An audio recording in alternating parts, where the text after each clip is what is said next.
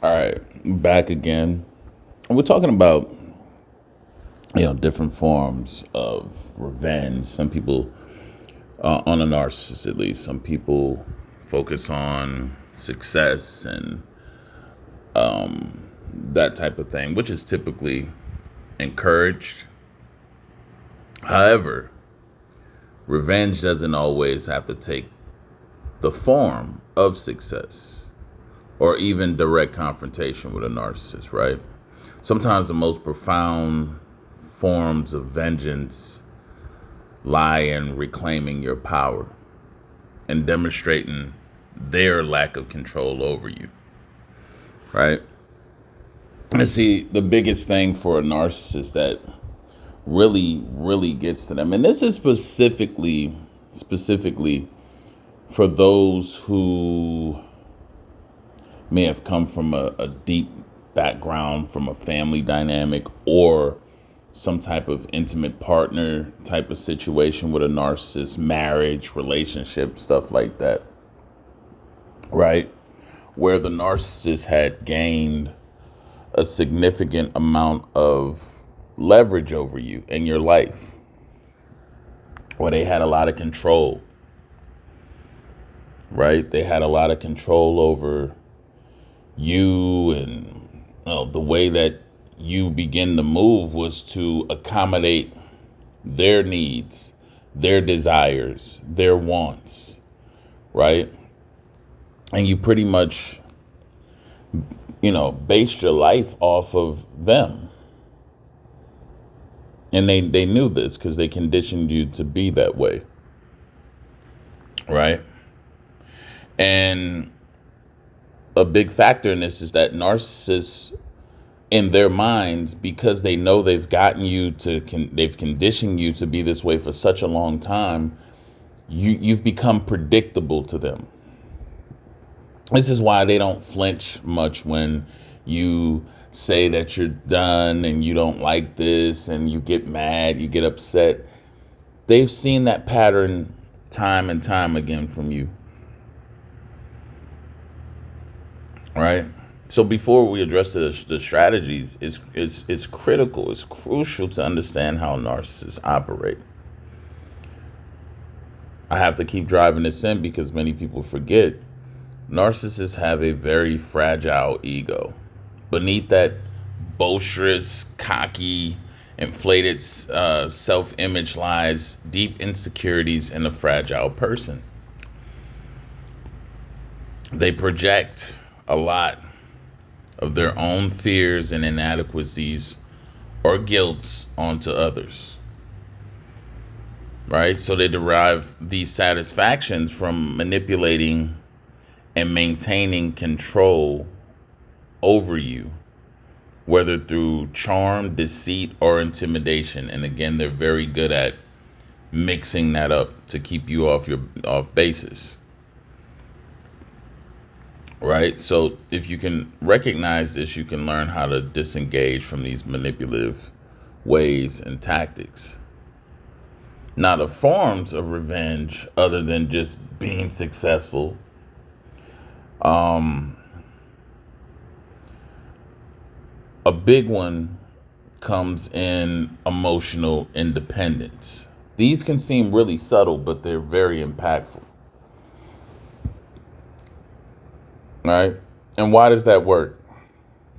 Because narcissists feed off emotional reactions, whether anger, sadness, admiration, becoming, you know, enraged by something that they're doing, where they're moving your emotions.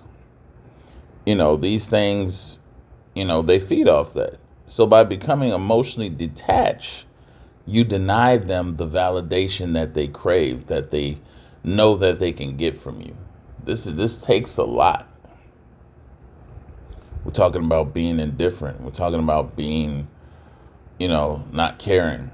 When they do stuff to deliberately test to see just how much of a hold they still have on you, they're looking for your reaction, right? You have to practice mindfulness and emotional regulation. You have to in order to do this. All right? Establish boundaries. Over and over, we always talk about it. So let's go a little bit deeper. What that can look like in these settings where you used to be Johnny on the spot, because a lot of you've gotten into a pattern because this was the way to keep the peace of you respond to them like quickly. You know, you get anxiety and stuff when you hear from them, and you just want to hurry up, and because you know how the narcissist gets. You know, they'll create an argument, things will get out of hand. Well, that keeps you in line. So you have to become a bit more rebellious. Yes, you have to rebel against the narcissist. You have to not respond back when they want you to respond. You have to not be Johnny on the spot. You have to deliberately stand them up. You know, become unpredictable again. Right? Narcissists, they hate it. They despise it when they lose control over a source of supply. Get to the point where you firmly state what behavior you will and won't tolerate with them. No, I'm not doing this no more. That's it. They try to make it an argument, hang up. Do not engage anymore. You're showing resistance. You're showing rebellious. Of course, the narcissist is going to do something to strike back. But it's about standing your ground, which many of you are afraid of doing. You don't stand your ground. You don't have a backbone. Right? You have to enforce consequences for them violating your boundaries. A lot of you, they can violate your boundaries over and over again, and there's no consequences, or they're very insignificant consequences to that. So they know even if I do something that pisses you off, make you mad, disrespects you, I'm not going to really deal with much of a consequence from you. So yeah, I'll do it. I'll do what I want to do. I'll piss you off. I'll make you mad. I'll disrespect you. I'm not going to deal with very much coming back in the means of consequence from you, though. So yeah, they'll keep doing it. If you're limiting your interaction with them and you're not afraid to walk away, hang up, whatever, disengage, and leave it at that, you're starting to take the power back. Use the gray rock method. This is one that, has been spoken about in a large amount of times in this community.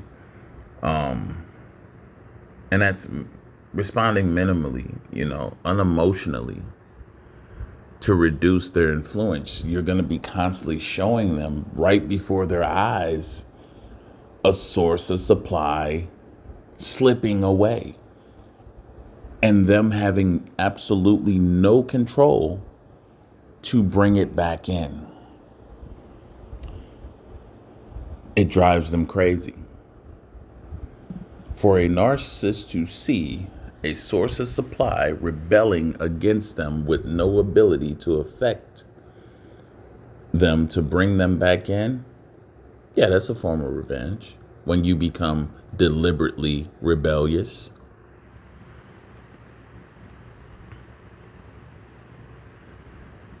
Right? When a lot of you have kept their behaviors secretive and under wraps. You held it from your family. You held it from your friends. Next time you're around your family and friends, deliberately get them all together. And if the narcissist calls you, you talk to them, right? While you're all around your family, friends, close ones, loyal ones to you, call them out, whether it be on the phone or whatever, but make sure the narcissist knows in front of the family and friends and people that's around that you may have never, which the way that narcissists do, they move in a way to where they know you're going to keep a lot of these things secretive and away from people who would support you and whatnot. But when you make it known to them and then you put it out to where it's the narcissist can hear that you're making it known to them as well, that's another powerful tactic, right? Another one is living authentically. And why this works is because narcissists often belittle others to elevate themselves. So living authentically diminishes their power to define or control your identity of who you are. See, a lot of times this was done through gaslighting, and you became a different type of person, picking up a whole nother identity that suited them, right? And the reason why a lot of times, and with most people, the reason why if they're going to lie to you, it's because the truth would have allowed you to otherwise exercise or choose options which wouldn't directly benefit their objective.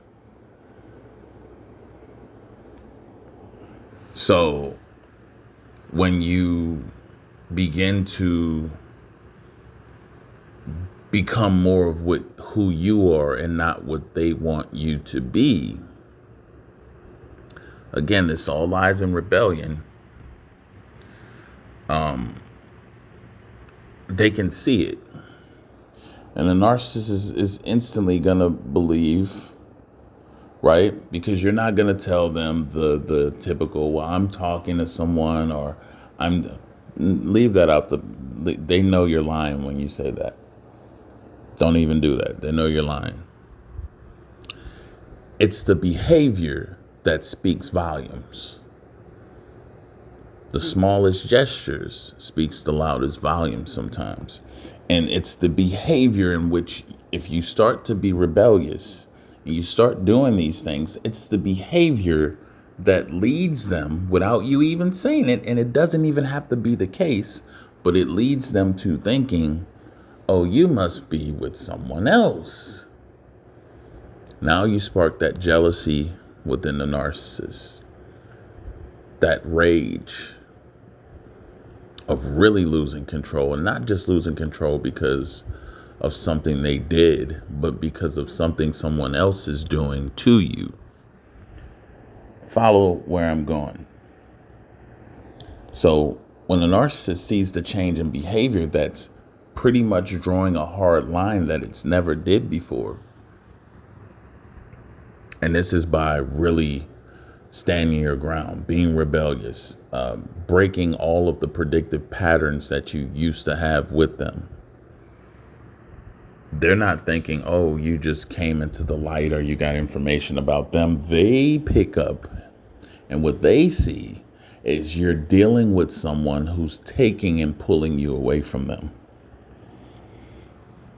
And it hits hard for a narcissist because it means that someone is better than them. Someone has outsmarted them in regards to taking their supply away.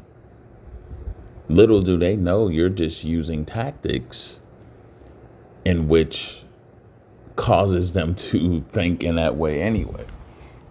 And I'm sure they're going to hear these videos and stuff, so they'll probably catch on, but nonetheless, it still gives you the ability to pull away from that narcissist, right? Get into rediscovering your passions, your interests that you've been suppressing throughout the situation with a narcissist. Surround yourself with supportive and genuine people, and practice some self-compassion. The biggest thing is cut that access off to you. With family, if you were Johnny on the spot, the one to go to all the time, start falling back. Stop showing up to certain things and events and gatherings. Right? Maintaining a connection to manipulative or people, or because narcissists want to rely on maintaining connections, right? And it's to manipulate or extract emotional energy.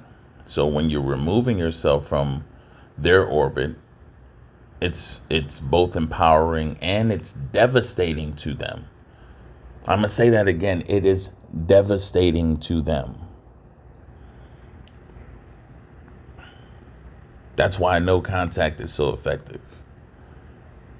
That's why blocking or muting them on social media and other communication platforms. Don't tell them. Just do it. Right? Refuse to play the game anymore. A lot of you are willing participants in the game. Narcissists thrive on conflict, drama, and competition. So by refusing to engage, you deny them satisfaction of the game. Resist the urge to defend yourself against baseless stuff with them. Make your point, move on. Don't engage with them continuously. The more you engage, the longer you keep the game going. They're up for that all night. That's what they do.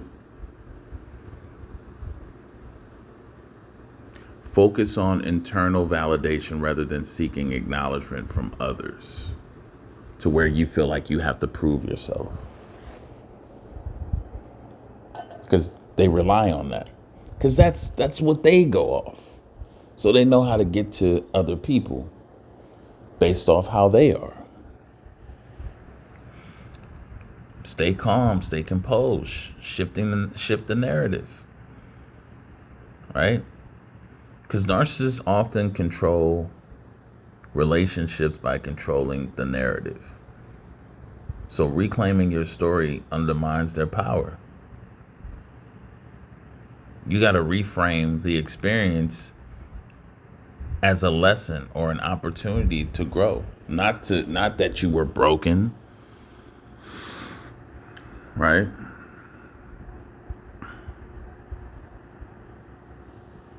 You got to get that inner peace.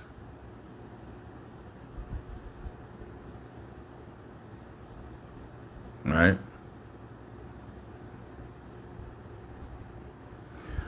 One of the biggest things you're going to come into understanding that like so many people get locked into is that need for validation. This is how narcissists trap, I'm going to say 99.9% of their victims in a cycle. And that's by having them constantly seek their approval or acknowledgement. This is, I can't stress this enough. Most of you get stuck because you're wanting and feeling as though like, dang, didn't I mean something? Didn't everything I did for them or whatnot actually mean something? Well, you have to know this. Yes, it did. They know it. But they will never allow you to know that they know it. That gives the power away. Them acknowledging you and how good you were, that empowers you to turn away and walk away with no regrets. To leave them on the side of the road and never look back. So no, validation leads to starvation for the narcissist if they're validating you. Because you're going to leave, you're not going to be able to feed them anymore what they want. True freedom comes when you no longer seek any response or recognition from them.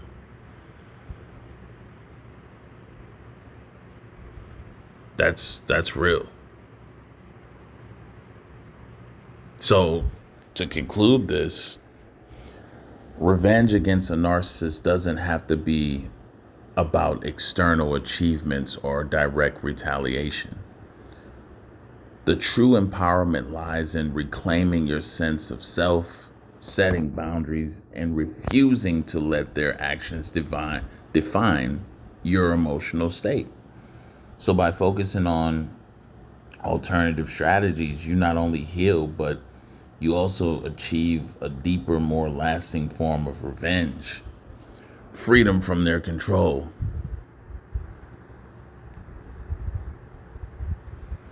Right? Everything's about lifting yourself up. Once you've broken away from their control, that they know that's permanent. It's permanent. And it creates even more insecurities within them.